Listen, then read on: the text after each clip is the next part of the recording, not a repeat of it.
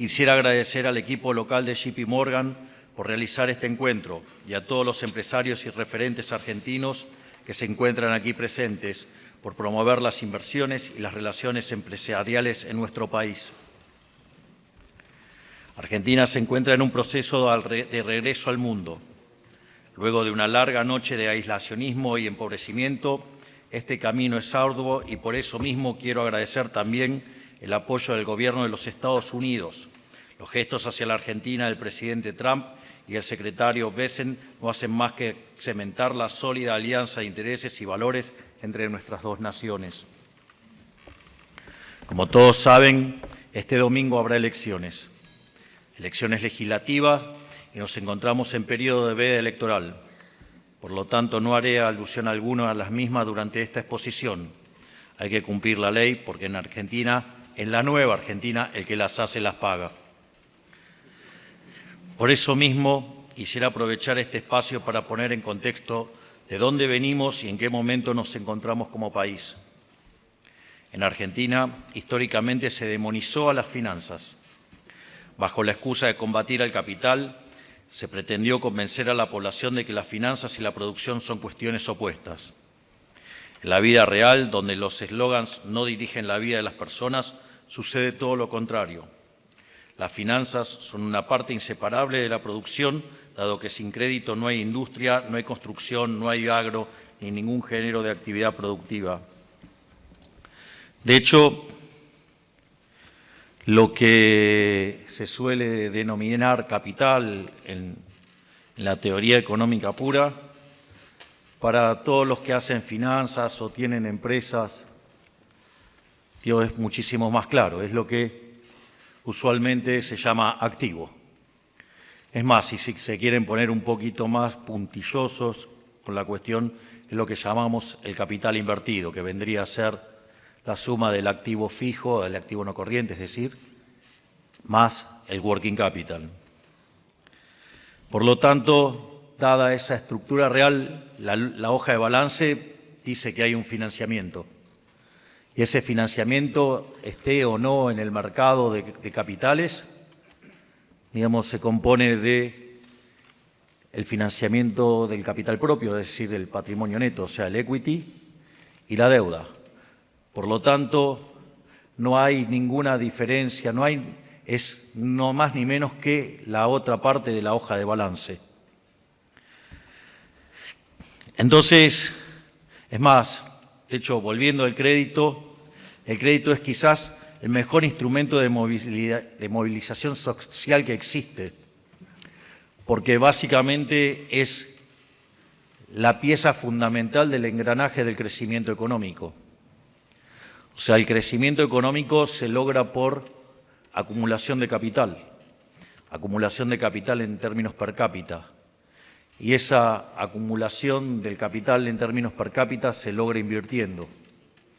Pero esa inversión tiene que ser financiada y se financia con el ahorro. Y esa intermediación entre el ahorro y la inversión está a cargo del sistema financiero.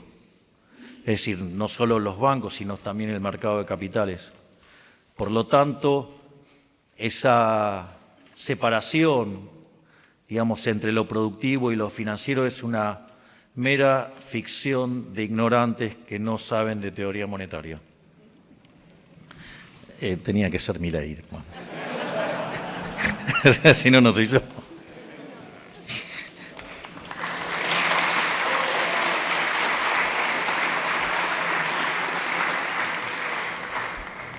En definitiva, lo que ignoran los defensores de la mal llamada justicia social es que el crédito es la verdadera justicia social, porque nos permite como individuos disponer en tiempo presente de nuestros ahorros futuros y porque además lo hace a través de la cooperación voluntaria entre conciudadanos sin la coacción del Estado. Por eso también es tan importante en este engranaje el respeto de los derechos de propiedad, porque si no hay respeto por los derechos de propiedad del inversor, no va a hacer inversiones y no puede capturar el retorno. Es decir, la ficción del valor del producto marginal del capital, llámese el retorno sobre los activos, o sea, el ROA, sin derechos de propiedad no existe y tampoco existiría el ahorro si no se respetan los derechos de propiedad. Por lo tanto, otra parte fundamental es el respeto del derecho de propiedad. Por eso nosotros siempre hacemos hincapié, como liberales, sobre los derechos básicos que no se pueden tocar nunca, que es el derecho a la vida, a la libertad y a la propiedad, que basados también en el principio de no agresión son, en definitiva, la base del progreso económico y social. Es decir, que recibir el crédito, sea una persona o una empresa, dispone de cantidades de dinero con lo que no contaba para invertir en algo valioso para sí mismo, sea un negocio, sea su propia vivienda, sea una máquina para trabajar o sea un electrodoméstico para mejorar su calidad de vida. En contrapartida, quien presta el dinero ve una recompensa por postergar su consumo. Naturalmente, todo lo que estamos explicando tiene una lógica intertemporal y se lo tenemos que a veces, del otro lado tenemos, no quiero decir simios porque no quiero ofender a los primates, pero digamos, o sea, gente que no sabe ni lo que es la tasa de interés. Entonces es como que decirle que es un mecanismo de coordinación intertemporal para pasar consumo presente al futuro y viceversa, o trasladar la producción del presente al futuro, a veces se hace un poco complicado. En especial a los que piensan en la economía como si tuviera un solo periodo.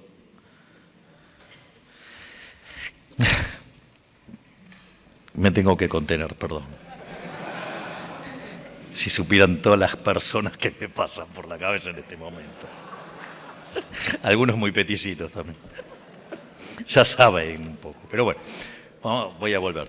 Y lógicamente, al existir una recompensa por prestar los ahorros propios, se incentiva la conducta y se hace crecer el ahorro. En lugar de consumir todo lo producido y nunca crecer, como sucedía hace cientos de años y como sucedió casi ininterrumpidamente durante los 25 años en nuestro país. El problema no es que hayan abrazado alguna versión, modelo fuerte del keynesianismo. El problema es que no evolucionan. Ese es el problema. Digo, los keynesianos también entienden la intertemporalidad hoy. La izquierda se opone al crédito porque en primera instancia atenta contra la coacción, que es su forma de poder favorita.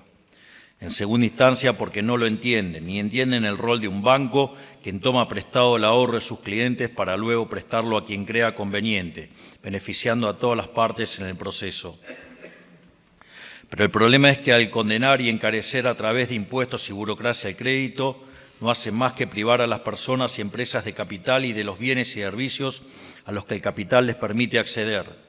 En consecuencia, no hacen más que destruir la capacidad de inversión y crecimiento, frenando la creación de puestos de trabajo. En la misma forma, tomar un crédito es un acto libre, es una apuesta por el propio futuro y un riesgo que las personas y las empresas deciden tomar. Por eso no sorprende a nadie que quienes no creen en el libre albedrío económico se opongan totalmente a su ejercicio. Bajo la apariencia de cuidar a la gente de sus propias decisiones, terminan anulando por completo la capacidad de decidir y privándolos de una herramienta transformadora. El miedo al riesgo termina conduciendo directamente al estancamiento. Tras tantas décadas de que el peronismo insistiera con esa retórica pobrista, no solo heredamos una inflación de casi del 250% anual, que en realidad viajaba mucho más rápido porque viajaba al 1,5 diario, la mensual en mayorista había sido 54% y eso, tras la dinámica que tenía y el desequilibrio monetario que tenía el país, podría haber derivado en un desastre inflacionario que podía oscilar entre el 15.000 y el 20.000% anual. Además, teníamos los peores indicadores de la historia, ya sea por el desequilibrio monetario, digamos, el sobrante monetario, el money overhang, digamos que era el doble que la previa del Rodrigazo en 1975, o un balance del Banco Central mucho peor que el que tenía Alfonsín en la previa de la hiperinflación del 89, y además indicadores sociales que eran peores que los del 2001. Y obviamente que en esta situación también heredamos un sistema financiero disfuncional que entorpecía al resto de la economía. Es decir, los bancos no trabajaban de banco, eran un apéndice del Banco Central, y el Banco Central era un apéndice del Tesoro. Y eso en manos de un populista no puede terminar bien. Emitir 13 puntos del PBI en un año no es algo que pueda terminar bien, salvo que aparezca un cisne negro, aparezca el primer presidente liberal libertario y se rodee de un gigante como es Luis Toto Caputo y todo su equipo, que han logrado salvarnos de esta catástrofe. Miren lo contento que estoy con el equipo económico, que tuve que cambiar el canciller y puse a alguien del propio equipo de Toto. Además, teníamos un mercado cambiario que de tantos cepos, regulaciones e intentos de vivir con lo nuestro tenían el volumen de países muchísimo más pequeños que el nuestro. Unos niveles de crédito en relación al PBI comparables a países que llevan décadas en guerra. Un mercado bursátil donde no salían a cotizar empresas nuevas hacía más de media década. Sin ir más lejos, Argentina era hace apenas 2 años un país donde la gente compraba zapatillas en cuotas, pero tenía que pagar la casa al contado.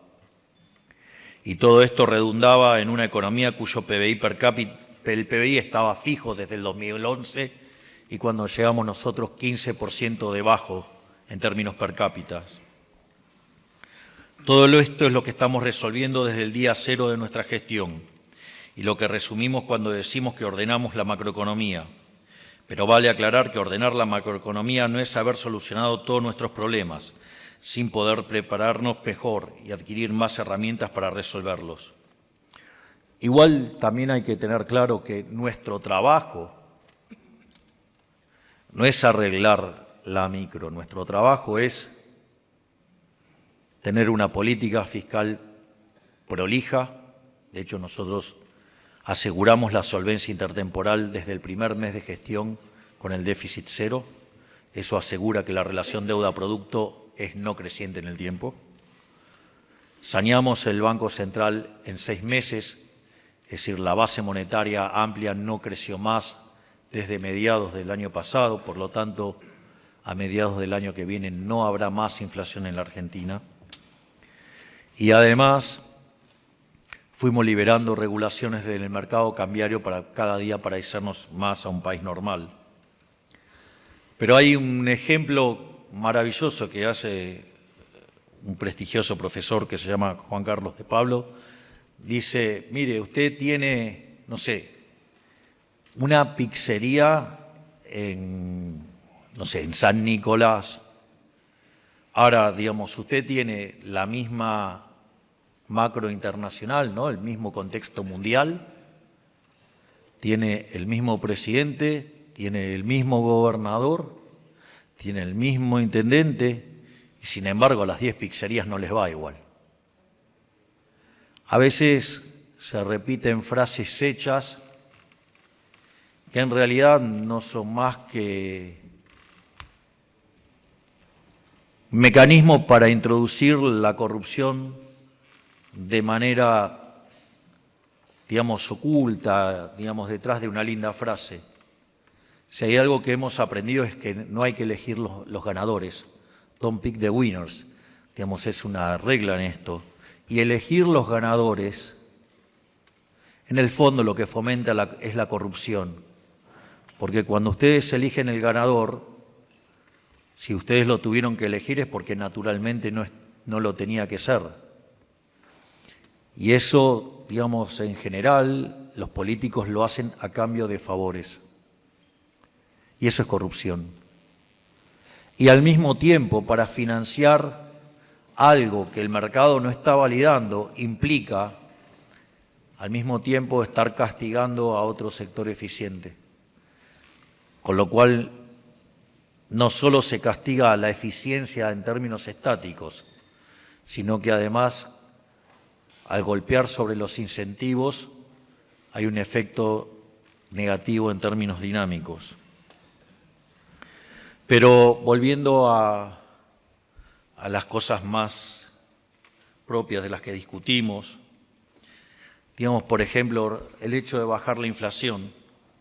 Bajar la inflación implica recomponer el sistema de precios para que pueda enviarle señales a los agentes de la economía debidamente y para que también puedan recuperar el cálculo económico y proyectar a lo largo del tiempo, digamos, donde claramente implica también una idea de tasa de interés, porque la tasa de interés no es ni más ni menos que el precio relativo de los bienes presentes respecto de los bienes futuros. Y si ustedes le meten inestabilidad al futuro, ya sea o por cuestiones políticas o por cuestiones institucionales o por la mera existencia de una política monetaria que genera inflación, la consecuencia es que ustedes van a estar distorsionando los mercados de bienes presente y futuro y por ende va a afectar la tasa de interés, va a afectar la asignación de los recursos y por ende eso va a impactar negativamente la economía y la economía va a crecer menos y todos vamos a estar peor. Por eso es tan importante, digamos, bajar la inflación, porque al poder dejar limpios los precios relativos, en especial entre el presente y el futuro, esto permite recomponer el crédito para aumentar la inversión, tanto local como externa, para mejorar la productividad, aumentar los puestos de trabajo y mejorar los salarios vía el aumento de la productividad marginal del trabajo. Esto es sumamente importante en lo relacionado al desarrollo de infraestructura, donde las inversiones se proyectan décadas a futuro y la estabilidad económica es fundamental para que cada vez más y más obras de esta índole se ejecuten. Si a todo esto le sumamos las reformas para disminuir el costo argentino, estamos potenciando el proceso a través de la mejora de competitividad.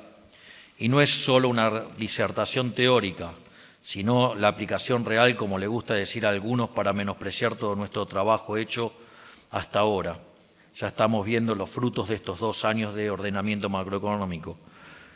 Nosotros, de hecho, en materia de crecimiento, no solo, digamos, estamos poniendo fin a la inflación para que el sistema de precios no tenga ruido.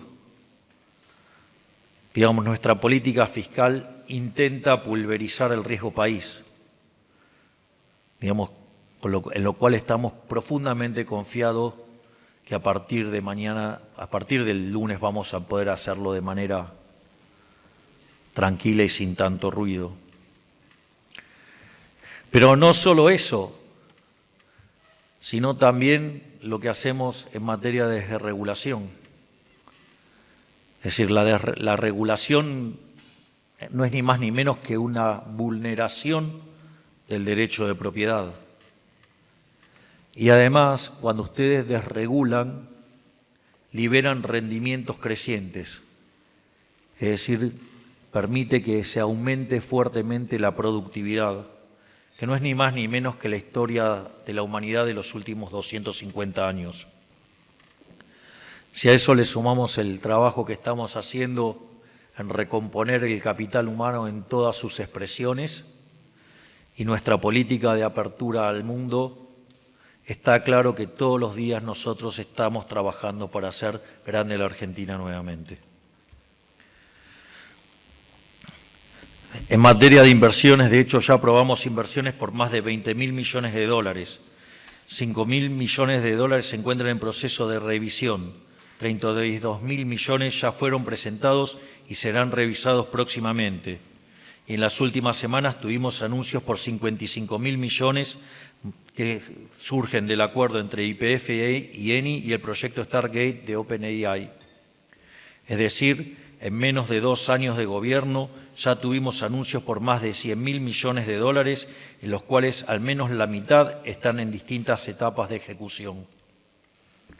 Y esto es solo el comienzo. A partir de diciembre confiamos en que con un Congreso más reformista que el actual vamos a poder avanzar en las reformas que el país necesita para poder explotar todo su potencial. Porque la Argentina, a fuerza de malas regulaciones, le sacó todo el dinamismo a su economía y a su sociedad. Convirtió a un pueblo ávido de progreso en un adormecido y pendiente constantemente del favor o enojo del político de turno. La política se volvía más importante que el trabajo, el esfuerzo y la inteligencia de cada uno. Una una conexión valía más que una idea.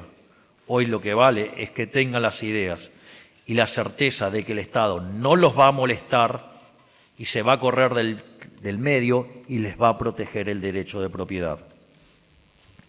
Nuestras leyes no hacían más que reflejar los privilegios sectoriales que algunos actores habían asegurado para sí en detrimento del todo.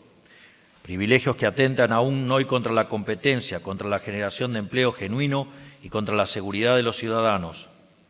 Nuestra misión es rectificar esta verdadera locura legal y liberar así a la economía argentina de las ataduras a las que fue sometida durante tantos años. Por eso en esta campaña nacional presentamos dos grandes ejes de reformas para nuestro segundo bienio de mandato: el Plan de Tolerancia Cero contra la delincuencia y las reformas económicas. La base de toda economía, de toda sociedad, es la seguridad jurídica, y no puede haber jamás seguridad jurídica en un país en el que la delincuencia se romantiza y se deja pasar, donde por fines políticos se invierte víctima y victimario. Porque el orden es la condición del progreso, y no existe orden allí donde no se respeta la ley, ya que no hay consecuencia alguna por violarla. El Plan de Tolerancia Cero contra la delincuencia busca solucionar este flagelo social. Este plan tiene tres componentes centrales: una reforma profunda del Código Penal para que los delincuentes paguen en serio, impulsar la baja de edad de inimputabilidad y extender el sistema acusatorio en la justicia federal a todo el país.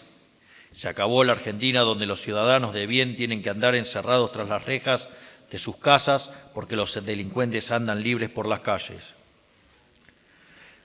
El segundo gran eje de reformas que buscaremos pasar por el Congreso consiste en reformas económicas, dirigidas a volver a generar empleo privado formal en la Argentina y a simplificar y reducir impuestos. Como seguramente sepan, desde hace 15 años que en nuestro país no crece la cantidad de empleo privado registrado. Este fenómeno no es solo consecuencia de la debacle macroeconómica del país en todos estos años, sino que tiene que ver con la legislación obsoleta en el área. Por eso Argentina necesita un marco jurídico laboral claro, simple y predecible. Un marco que deje de ser un obstáculo para la contratación para pasar a ser una herramienta para el crecimiento, el desarrollo y la prosperidad. Una herramienta que permita que el orden macro se traduzca rápidamente en mejoras de la vida de los argentinos y les agregue que este es el camino correcto para tener un mejor futuro. Nuestra reforma laboral entonces consistirá en: 1. Impulsar la negociación de los convenios colectivos de trabajo para que quienes quieran actualizar las estructuras vigentes hace más de 70 años puedan hacerlo. Es decir, flexibilización hacia adelante. Reducir las trabas burocráticas en los procesos registrales para que las empresas no necesiten contratar un abogado, un contador para motivar a una empresa a generar empleo. 3. Terminar de una vez y para siempre con la nefasta industria del juicio, para que nunca más caranchos laboralistas sean capaces de llevar a una pyme a la quiebra y empujar a sus trabajadores al desempleo con tal de cobrar, digamos, un juicio. Esto se dirime en la elección de Capital Federal, ¿no? Hay un candidato que es socio de esta aberración. Obviamente que la idea es otorgar mayores libertades a la hora de pactar contratos laborales, como por ejemplo cobrar el 100% de los salarios en dólares. En segundo lugar, queremos llevar adelante una reforma tributaria que tenga como norte la simplificación y reducción de impuestos. Los argentinos somos fanáticos para inventar impuestos ridículos y distorsivos que complican más de lo que recaudan. Yo no, porque yo considero que los impuestos son un robo.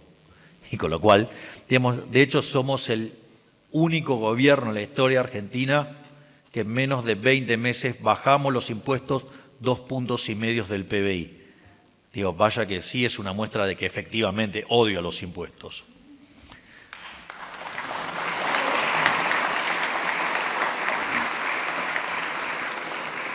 De hecho, venimos a cortar de cuajo con este fanatismo y tratar de simplificar de una vez por todas nuestro sistema tributario. Es así que vamos a buscar eliminar cerca de 20 impuestos que entorpecen a la economía argentina sin tener un impacto recaudatorio. salvo para los que lo recaudan. Digo, porque algunas veces uno se preguntará por qué impuestos tan distorsivos que recaudan tan poco están. Sí, es poco a nivel macro, a nivel finanzas personales no. O sea, en el fondo son kioscos. Pero bueno, hay que ser muy políticamente incorrecto para decir estas cosas. Bueno, no me es gratis, ¿no? Juro que yo no maté a Kennedy. No había nacido todavía. También vamos a ir por una renovación del régimen de ganancias, que implica una reducción del mismo para las personas humanas. Nuestra propuesta ampliará las condiciones de deductibilidad de gastos para reducir la carga personal del impuesto y a su vez fomentar la facturación. El incremento de transacciones formales en la economía aumentará, por su parte, la base imponible y mejorará la recaudación en el mediano plazo. Digo, una de las cosas que también hemos logrado probar la curva del Laffer. Bajamos los impuestos y la recaudación aumentó. Digo, hay muchos que les gusta el Estado que este tipo de resultados no les gusta nada. Bajamos el gasto público, nos auguraron una gran depresión y el año pasado, diciembre del 24 contra diciembre del 23, la economía subió 6,6%. Y además encima bajamos impuestos y la recaudación aumentó. Qué mal la están pasando los estatistas. Y me gusta. Pero bueno, todas estas cosas de las que hablo son fundamentales para una economía con el nivel de informabilidad de la nuestra. Por eso, parte del desafío de esta reforma es poner los incentivos en regla para que blanquear sea más provechoso que evadir. También queremos encarar un sendero de apertura comercial tan necesario para un país como el nuestro. En este sentido, ya estamos en conversaciones con los Estados Unidos para integrar más nuestros mercados y comerciar más los unos con los otros. En definitiva, bueno, también eso también muestra dónde nos hemos alineado, ¿no? Digo, está claro, digamos, que hice promesas de campaña, digo, y lo inusual es que las cumplí todas en menos de 2 años, porque dije que iba a poner las cuentas públicas en orden, lo hicimos en el primer mes, que íbamos a sanear el Banco Central, lo hicimos en 6 meses. Dije, además, que iba a aniquilar la inseguridad. Hemos terminado con los piquetes, que de 9.000 por año pasaron a 0, y tenemos los índices de criminalidad más bajos de la historia argentina, con el mayor récord de incautación de droga en la historia. Y además dije que iba a bajar impuestos y los bajé. Dije que iba a achicar el Estado y lo achiqué en 7,5 puntos del PBI. Y no solo eso, dije que internacionalmente nos íbamos a alinear con Estados Unidos e Israel. Y también lo hice. Es decir, nosotros hace cosa de unos meses pusimos a disposición la bitácora de medidas. Y la realidad es que de lo que prometimos en campaña, hemos cumplido todo. Por lo tanto, es la primera vez en la historia que un político promete algo y además lo cumple antes del tiempo pactado. ¿Saben qué quiere decir esto? Que voy a seguir haciendo reformas. A su vez, sabemos que el Congreso de los próximos 2 años será mucho más reformista que el Congreso de estos últimos 2. Y no lo digo únicamente porque la libertad avanza, aumentará sensiblemente su cantidad de bancas. Lo digo también porque, salvo por los inadaptados de siempre que creen que la economía se arregla haciendo la danza de la lluvia, aunque ese es un mecanismo muy sofisticado comparado con lo que proponen, buena parte del arco político está de acuerdo con el norte de estas reformas. Somos muchos más los que entendemos que se terminó la era de destruir el futuro del país para tener rédito político presente. Hoy no queda más torta para repartir, porque los inadaptados de siempre se la comieron toda. En definitiva, hoy es el momento de crecer, es el momento de generar riqueza, y confiamos en que hay muchos actores del sistema político que comparten esta mirada y están dispuestos a dialogar con nosotros para llevar adelante las reformas que harán esto posible. Días atrás, no sé si fue Toto, digamos, hizo un ejemplo maravilloso sobre una autopista. La realidad es que el carril que va para el lado de Cuba, de Venezuela, son ruidosos, pero son una minoría. Son una minoría ruidosa, pero son una minoría. La gran mayoría quiere ir para el otro lado. La gran mayoría apunta al camino de la prosperidad.